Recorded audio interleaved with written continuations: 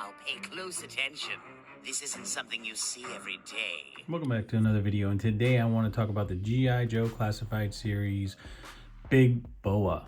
And here he is in the box. Some artwork on the front here. We have some artwork on the side along with that QR code takes you to nowhere.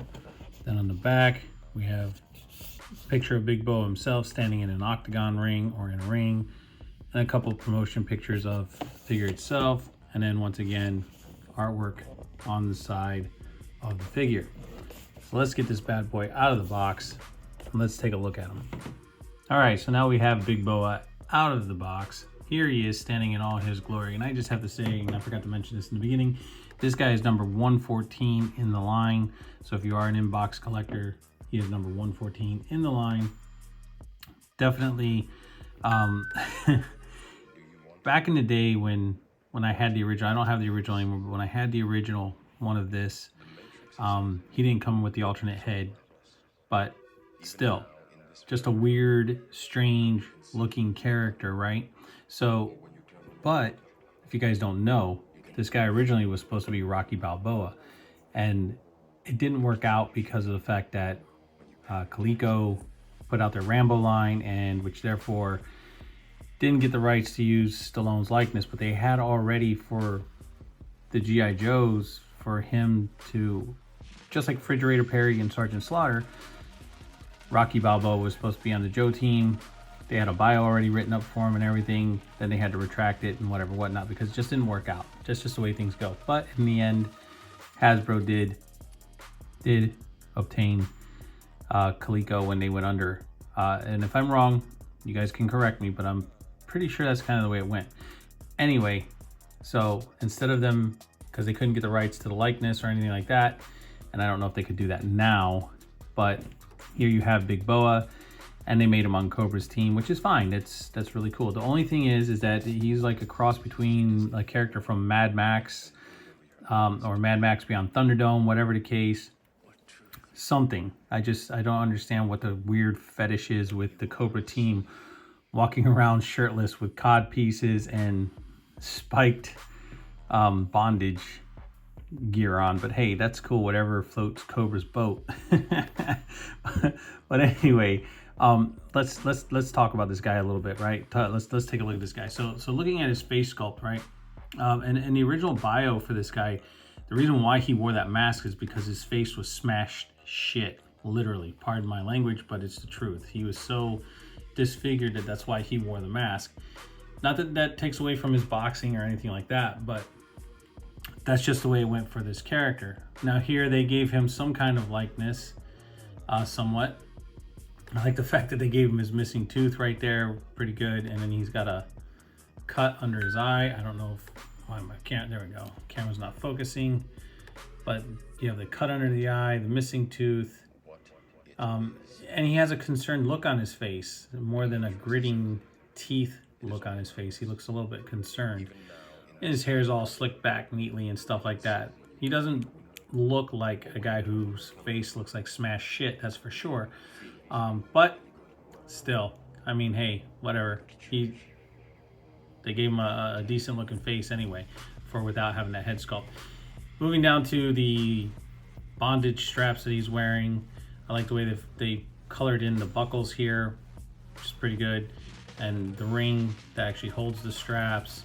And then this actual rivets down here, and each one of these spikes. So he could be one of the Road Warriors brothers, but without the football pads, right? I guess. And then moving down to the cod piece that Dr. Mindbender wears, along with his belt.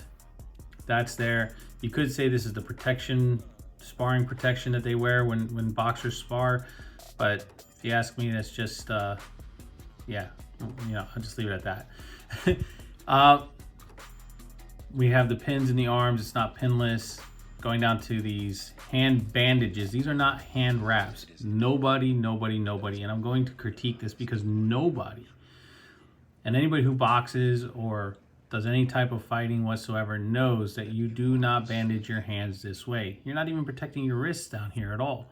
So, let alone the back of the hand, not going in between the fingers, none of that. So, obviously he hurt his knuckles punching something or punching someone. and they're bleeding, so they had to bandage him up. They sent him to the nurse and they got him all bandaged up. It's cool though. I mean, you know, whatever. It's just the way he's done. It's not going to make or break the bank, but I figure, you know, if you're going to do a boxer, you should wrap his hands correctly. Moving down to the blue pants, the boots. These boots were used with somebody else, and I cannot remember who. I'd have to go take a look, but yeah. Anyway, kind of a Cobra Viper type color going on. Anyway, so that's the detail of this guy. And yeah, we're going to get into his accessories here right now, and we will keep this review moving. All right, so here's Big Bo with, I picked things up and I put them down, his 90-pound weight dumbbells that he has. And as you can see, you can actually get him in a workout pose. The concerned look on the face is kind of what gets me a little bit with the figure, but whatever the case, I'm probably not going to show him or display him with this head sculpt. I'll probably have the helmeted head on. But I have to say, with this guy being Cobra's trainer, right? They called him the snake charmer or whatever the case. He never lost a fight, but I know in the comic books he sure as hell died a lot. That's all I know. But yeah, I mean, that's cool. They gave him the dumbbells for him to work out on, and you can put him in different poses or however, so that's actually pretty cool. All right, so now here we have Big Bo with the alternate head and his boxing gloves on, and I have to just say this. All around, the figure is a great looking figure, regardless of my comments in the beginning or what I think about what's going on here with this guy. I was just trying to be a little funny. The point of being is that I do have another critique. Just like the hand wraps. Come on, man. Come on. How hard is it to make a boxing glove? It is not hard. All right. These boxing gloves look really, really good. Now these here, these are not wristbands. These are actually the bottom part of the boxing glove, and they do come separate, which is cool. Let me just zoom out a little bit here so it doesn't look so blurry.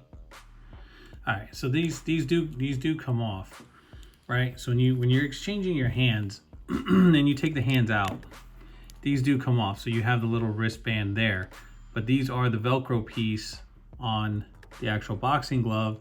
So when you slide it on, it makes the boxing glove look complete. That's not the critique. Okay, that is actually awesome that they did that. Now we all know that these are more of like a sparring glove, because boxing gloves are usually tied when you go into a boxing match, whatever the case. It doesn't matter, they're still boxing gloves. My critique is this right here, the thumb. This is not accurate. This is bullshit. Look, if you're gonna make a boxing glove, right, and then and this is open down here, and I understand because that's just for the articulation of the actual hand. But the thing is no, boxing gloves are not made this way. The thumb is always up on the top when you do a boxing glove. So whoever did this, they failed miserably, because that shouldn't be. Boxing glove, the glove is up here like this. So yeah, I mean, they're cool looking. They're very cool looking, and I like the Cobra logos that they put on them and everything. That is awesome. And like I said, he's a cool figure. But that's another one of my pet peeves. If you're gonna do something right, do it right. That's like Storm Shadow, right? They made Storm Shadow. They made him a little bit more moderate and stuff like that, and that's all cool. But they forgot to include his nunchucks, which the original figure came with nunchucks. Not even the retro one came with his nunchucks, but then we get Quick Kick and he comes with his nunchucks. I don't understand, and I probably never will. Anyway, let me stop with my rambling, because I'm not here to beat up on Hasbro and stuff like that. I'm just saying, if you're gonna do it right. That's all I'm saying. So let's see how he compares to some other figures that I have out. Here's how Big Boa compares to Vampirilla. Here's how Big Boa compares to Super Saiyan Vegeta. And here's how Big Boa compares to Street Fighter Ken. And here's how Big Boa compares to Street Fighter's Player 2 Ryu. That you are a slave. All right, so at the end of the day, look, I just want to say, just because of my opinion and how I feel about things, the way the hand wraps are made or the way the boxing gloves are made, does not make or break this figure. It's a good looking figure. It's great to have a boxer in the midst of these characters, because we have a lot of martial art characters and hardly any boxing characters. Now here we have a boxing character, And look, I'm not tearing it apart. I'm just saying, and it's just my opinion, but it's the truth though, and it's a fact. If you're gonna do hand wraps on a figure, do the hand wraps on a figure. You've done it before with other figures. If you're gonna make boxing gloves correctly, make them correctly. That's all I'm saying. Now, with that being said, is this guy worth picking up? Absolutely he is. If you just want to have a crazy looking character like this, it doesn't matter if he has the boxing gloves on, if he has the bandaged hands, it doesn't make a difference. This guy's worth picking up. You want to have his regular head on there, you want to have him with the weights, it's all good. Definitely worth picking up. Did Hasbro do anything wrong besides a couple of here's and there's? Really? It's a great figure. And I'll say it again and again and again. It is a great figure. And yeah, I'm glad to have this figure in my collection. Am I teasing and poking fun at the bear when it comes to the outfit that Cobra troops choose to wear, especially like Mindbender and this guy here? Absolutely, absolutely. I mean, it definitely, yeah, it's just definitely, it's comical. At least to me it is. I mean, it is cool, I get it. They were looking for some type of Mad Max Beyond Thunderdome or weird type of character when they made him. And that's cool. They hit it right on the button. Did they do a great job? Absolutely. Did I have this guy when I was a kid? Yeah, I had the original. I gave him to my nephew. I don't have him anymore. Hopefully my nephew still has him. If he doesn't, then he doesn't. But either way, definitely, if you're into this line, pick him up. He's worth picking up. If you're not, and you just need a character to have that's a boxer or just weightlifting or beating somebody to death with a weight, I don't know. Whatever you want to do with your figures is your choice. He's definitely worth picking up. That's all I can say about that. So with that being said, guys, please like, subscribe, share. Please hit that notification button so you never miss out on anything new. Definitely sharing the video, liking, and subscribing helps the channel grow. So please do that. Thank you to everybody for watching these videos and taking the time out to comment. Please always leave a comment. I always answer back to everybody. And with that being said, guys, I really hope you enjoyed this review on the G.I. Joe Classified Series Big Boa. And look, once again, I'm not beating up, I'm just stating a fact. So with that being said, guys, I hope you guys all have a great day. And no matter where you guys are, I'll catch you on the Flippity Flip.